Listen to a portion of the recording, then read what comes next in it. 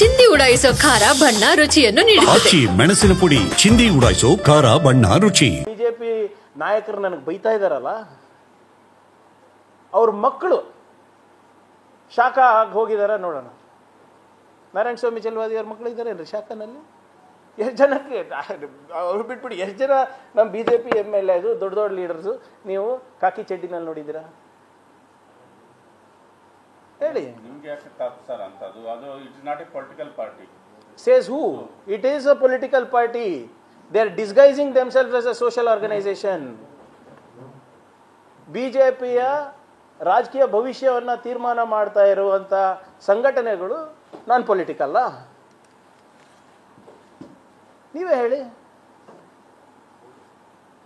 ನೀವು ನಂಬ್ತೀರಾ it's a social organisation ಅಂತ? ಆಯ್ತು, ಸೋಷಿಯಲ್ ಆರ್ಗನೈಸೇಷನ್ ಇದ್ರೂ ಕೂಡ ನಿಮ್ಮ ಅಕೌಂಟ್ಸ್ ಅನ್ನ ಕ್ಲಿಯರ್ ಇರಬೇಕಲ್ಲ. ಹೆಂಗ್ ಸರ್ ಸಿಗ್ತಾ ಇದೆ ಅವ್ರಿಗೆ ಅಷ್ಟೊಂದು ಜಾಗಗಳು? ಹಿಂದಿನ ಸರ್ಕಾರದಲ್ಲಿ ಮೊನ್ನೆ ನೀವು ಏರೋಸ್ಪೇಸ್ ಪಾರ್ಕ್ನಲ್ಲಿ ನಮ್ಮ ಬ್ರದರ್ದವ್ರು ಇದ್ದಾಗ ಎಷ್ಟು ದೊಡ್ಡ ಇವರೆಲ್ಲ ರಾದಂತ ಮಾಡಿದ್ರು. ನಮ್ಮ ಅಣ್ಣವ್ರ ಒಂದು CSITಗೆ ಅಪ್ಲೈ ಮಾಡಿ ತಗೊಂಡಾಗ ರಾಷ್ಟ್ರೋತ್ಥಾನಾಗ ಹೆಂಗ್ರಿ ಕೊಟ್ರಿ ನೀವು ಏರೋಸ್ಪೇಸ್ ಪಾರ್ಕ್ನಲ್ಲಿ ರಿಯಾಯಿತಿ ದರದಲ್ಲಿ? ಒಂದೊಂದು ಎಕರೆಗೆ 1-1.5 ಕೋಟಿ ರೂಪಾಯಲ್ಲಿ.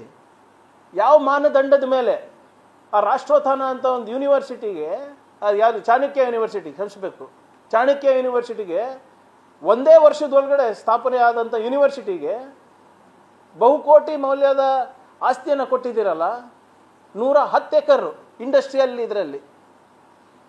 ಏನಿತ್ತು ಮಾನದಂಡ ನಿಮಗೆ ಹಿಂದಿನ ಸರ್ಕಾರಗಳಿಗೆ?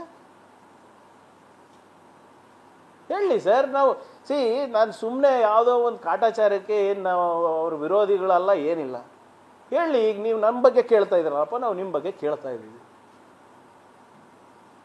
ನೀವು ನಮ್ಮ ಹತ್ರ ಮತ್ತೆ ನನ್ನ ಹತ್ರ ಅಥವಾ ನಮ್ಮ ಪಕ್ಷದ ಹತ್ರ ಏನು ಪಾರದರ್ಶಕತೆಯನ್ನ ನೀವು ಎಕ್ಸ್ಪೆಕ್ಟ್ ಮಾಡ್ತೀರಾ? ನಿಮ್ಮಲ್ಲಿ ಯಾಕಿಲ್ಲ? ಒಂದು ಪ್ರಶ್ನೆಗೆ ಉತ್ತರ ಕೊಟ್ಟಿದ್ದಾರ ಸರ್? ನೀವು ಪದೇ ಪದೇ ಇದೇ ಕೇಳ್ತೀರಾ. ನಮ್ಮ ಸ್ನೇಹಿತರು ಅವ್ರಿಗೆ ಕೇಳಿ, ಇದು ಒಂದು ಸಿಂಪಲ್ 4-5 ಕ್ವೆಶ್ಚನ್ ಕೇಳಿದಾನಪ್ಪ ಪ್ರಿಯಾಂಕ್, ಇದಕ್ಕೇನು ಹೇಳ್ತೀರಾ ಅಂತ. ಆಮೇಲೆ ಇಲ್ಲಲ್ಲ, ಸದನದಲ್ಲೂ ಕೇಳಿದ್ದೀನಲ್ಲ. ನೀವು ಹೌದಪ್ಪ ಹಿಟ್ ಆ್ಯಂಡ್ ರನ್ ಮಾಡ್ತಾ ಇದ್ರೆ ಐ ಕ್ಯಾನ್ ಅಂಡರ್ಸ್ಟ್ಯಾಂಡ್. ನಾವು RSS ಬ್ಯಾನ್ ಇರ್ಬೋದು, ಬೇರೆದಿರ್ಬೋದು.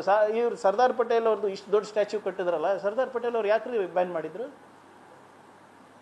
ರಾಜೇಂದ್ರ ಪ್ರಸಾದ್ ಅವರು RSS ಬಗ್ಗೆ ಏನು ಹೇಳಿದ್ರು ಗೊತ್ತಾ? It's a secret organisation which is dangerous to the country ಅಂತ ರಾಜೇಂದ್ರ ಪ್ರಸಾದ್ ಅವರು. ನಾನೇನು ಹೇಳಿದ್ದೀನಿ, ನನ್ನ ಸ್ಟೇಟ್ಮೆಂಟು ಭಾಳ ಕ್ಲಿಯರ್ ಇದೆ. ಅವರಿಗೆ ಅವ್ರ ಮೇಲೆ ಏನು ನಿಷೇಧವನ್ನು ಹೇರಿದ್ವಿ, ಆ ನಿಷೇಧವನ್ನು ಎತ್ತಿದ್ದು ತಪ್ಪಾಗಿದೆ ನಮ್ಮಿಂದ ಅಂತಾನೆ ಹೇಳಿರೋದು.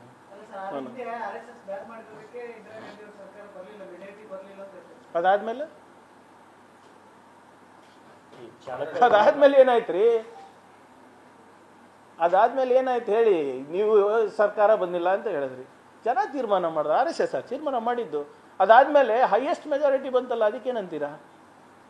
ಅದಾದ್ಮೇಲೆ ತಾನೇ ಇಂದಿರಾ ಗಾಂಧಿ ಅವ್ರು ಮತ್ತೆ ಪ್ರೈಮ್ ಮಿನಿಸ್ಟರ್ ಆಗಿದ್ದು.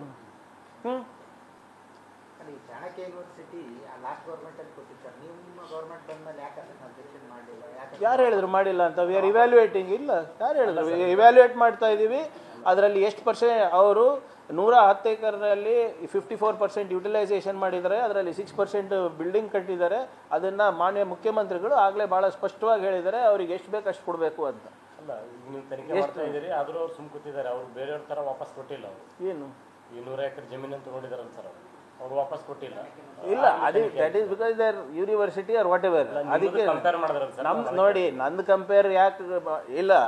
ಅವ್ರು ಹೇಳೋದು ಅದೇ, ನಾವು ಯಾಕೆ ವಾಪಸ್ ಕೊಡ್ತೇವೆ ಅಂದರೆ, ನಾನಲ್ಲ, ನಮ್ಮಣ್ಣ ನಾನಲ್ಲಲ್ಲ. ಮನೇಲಿ ಅವ್ರ ಮಾತು ನಡೀತದೆ, ನಂದಲ್ಲ. ನನಗೆ ಬಿಟ್ಟಿದ್ರೆ I am legally correct, I would not have budged. ನಮ್ಮ ಅಣ್ಣ ಪಾಪ ಅವ್ರೆ, ನೀವು ನೋಡಿರೇನ್ರಿ, ಇಷ್ಟು ವರ್ಷ ಇದ್ದೀರಿ ಎಲ್ಲರೂ ಕಲಬುರ್ಗಿನಲ್ಲಿ. ಒಂದ್ಸರಿ ಪ್ರಚಾರಕ್ಕೆ ಬಂದಾರ, ಒಂದ್ಸರಿ ಯಾವುದಕ್ಕನ್ನ ರಾಜಕೀಯಕ್ಕೆ ಇನ್ವಾಲ್ವ್ ಆಗಿದಾರ, ಒಂದ್ಸರಿ ನೀವು ಗುರ್ತನ ಹಿಡಿತೀರ ಹೇಳ್ರಿ. ಎದುರಿಗೆ ಬಂದ್ರು ನಿಮ್ಗೆ ಗುರ್ತಾಗಲ್ಲ, ಹೌದಾ ಇಲ್ಲ? ಬಟ್ ಅವರು I don't want to get into political controversy. ನನಗೆ ಇವೆಲ್ಲ ಆಗಲ್ಲ. ನನ್ನ ಉದ್ದೇಶ ಏನಿತ್ತು, ನಮ್ಮ ಯುವಕರಿಗೆ ಒಂದು ಒಳ್ಳೆಯ ಒಂದು ಒಂದು ವೇದಿಕೆಯನ್ನು ಕಲ್ಪಿಸ್ಕೊಡ್ಬೇಕಾಗಿತ್ತು. ನಾವು ಪ್ರಯತ್ನ ಮಾಡಿದೆ. ಇದರಲ್ಲಿ ರಾಜಕೀಯ ತರ್ತಾ ಇದ್ರೆ ನಾನು ಮಾಡೋಕ್ಕಾಗಲ್ಲ ಅಂತ ಬಿಟ್ಟರು ಅಷ್ಟೇ. ಯಾರೇ ಇದೆ ಅಂತೀರಿ? ಇದೆ ಅಂತೀರಿ? ಈಗ ರವಿಕುಮಾರ್ ಅಂತವ್ರಿಗೆ ಇಟ್ಕೊಂಡಿದ್ದಾರೆ, ಮುನಿರತ್ನ ಅಂತವ್ರಿಗೆ ಇಟ್ಕೊಂಡಿದ್ದಾರೆ, ಪಾಕ್ಸ್ಕೋ ಅಕ್ಯೂಸ್ ಅಂತವ್ರಿಗೆ ಇಟ್ಕೊಂಡಿದ್ದಾರೆ. ನಾಚಿಕೆ ಇದೆ ಅಂತೀರೇನ್ರಿ? ಮೇಲ್ಮನೆಯಲ್ಲಿ ಒಬ್ಬ ಸದಸ್ಯ, ಒಬ್ಬ ಮಹಿಳಾ ಮಂತ್ರಿಗೆ ಏನಂತ ಕರೀತಾರೆ? ತುಟಿಕ್ ಪಿಟಿಕ್ ಅಂತ ಇದ್ದಾರೇನ್ರಿ? ನಾಚಿಕೆ ಇದೆ ಅಂತೀರಾ? ಇವ್ರಿಗಿಲ್ಲ.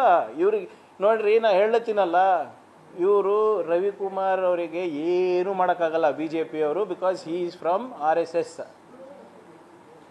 ಏನು ಮಾಡೋಕ್ಕಾಗಲ್ಲ.